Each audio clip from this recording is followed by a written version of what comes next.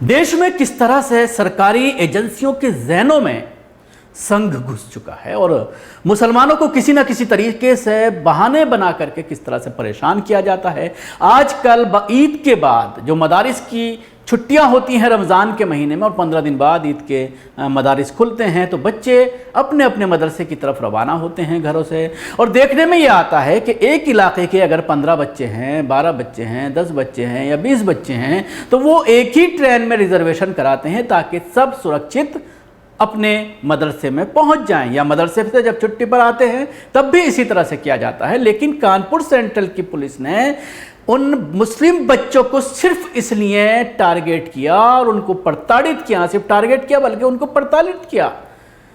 बार बार गुहार लगाने के बावजूद मदरसा के जिम्मेदारान के जरिए कि ये बच्चे हमारे मदरसे के छात्र हैं, उनको बिना खाने के 12 से 15 घंटे तक रखा गया और उसके बाद उनको बाल सुधार गृह भेज दिया गया, जहां पर क्रिमिनल बच्चे भी मौजूद होते हैं, उनके साथ इनको ठहरा दिया गया।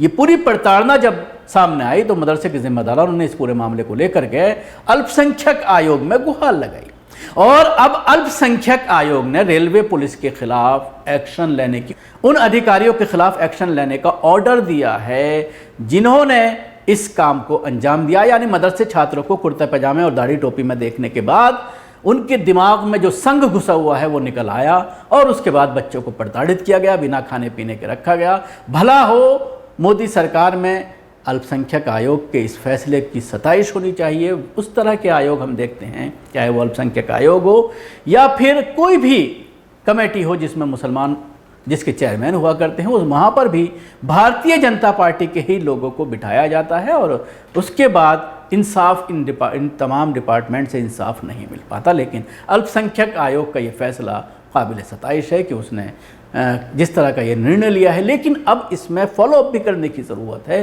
कि जो ऑर्डर दिया गया है सेंट्रल जोन के जो जिम्मेदार हैं रेलवे के कि इस पर एक्शन लिया जाए और जो अधिकारी हैं दोषी उनके खिलाफ सख्त कार्रवाई की जाए। तो क्या ये कार्रवाई अमल में आती है, ये भी बात देखने वाली होगी। कानपुर सेंट्रल में पहनावा देखकर मदरसा छात्रों के साथ भेदभाव किया था। अल्पसंख्यक आयोग की जांच में भेदभाव का आरोप सही पाया गया है। आयोग ने सभी अधिकारियों व कर्मचारियों के खिलाफ दंडात्मक कार्रवाई का आदेश दिया है। कानपुर सेंट्रल में आरपीएफ द्वारा 14 मदरसा छात्रों को पकड़कर बाल सुधार भेजने के अधिकारी और कर्मचारियों की गंभीर भूमिका सामने आई है। राज्य अल्पसंख्यक आयोग ने इस मामले की सुनवाई के बाद उनके इस काम को भेदभावपूर्वक माना गया है। टोपी पजामे में बच्चों को देख ये कार्रवाई की गई है। आयोग ने दोषी अधिकारियों व कर्मचारियों के खिलाफ दंडात्मक कार्रवाई की संतुष्टि की है। आयोग ने सिफारिश की है। आयोग ने रेलवे सुरक्षा बल नॉर्थ सेंट्रल रेलवे के वरिष्ठ मंडल सुरक्षा आयुक्त प्रयागराज डिवीज़न को कार्रवाई कर सूचना देने का आदेश दिया है।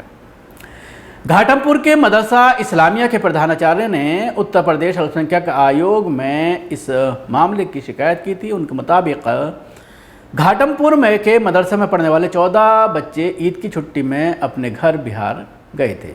24 अप्रैल को सभी बच्चे वापस मदरसा जाने के लिए कानपुर सेंट्रल पर उतरे।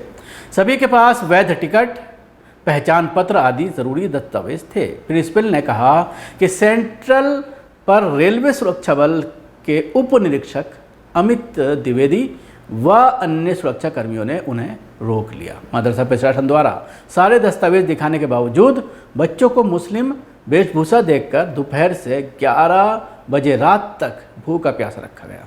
उन्होंने कहा कि बच्चों को छोड़ने की बात कहकर देर रात सभी को बाल सुधार गृह भेज दिया गया। 7 दिन तक मदरसा छात्र आपराधिक प्रवृत्ति के बच्चों के साथ रहे। बच्चों के मौलिक अधिकारों के हनन का आरोप लगाया गया। इस मामले में 15 मई को राज्य अल्पसंख्यक आयोग की पहली सुनवाई थी जिसमें रेलवे सुरक्षा बल की तरफ से कोई नहीं आया। लगातार सुनवाई के साथ आयोग ने सभी दस्तावेजों, तथ्यों और प्रकरण का अध्ययन किया।